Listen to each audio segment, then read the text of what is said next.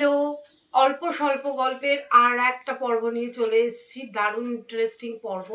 তোমরা জানো আমি মাঝে মাঝেই তোমাদের সাথে আমাদের বাড়ির গল্প, আমাদের বাড়ির পুরনো জিনিস শেয়ার করি।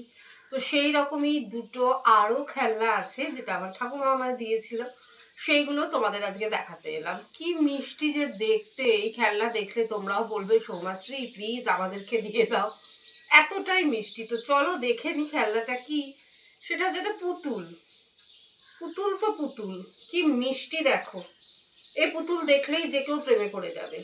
কিন্তু এই পুতুলটার একটা ব্যাপার আছে, এই পুতুল কিন্তু জামা কাপড় পরে নেই। আমি বুঝতে পারছি না যে একে পুরোটা দেখালে আবার কপিরাইট খেয়ে যাব।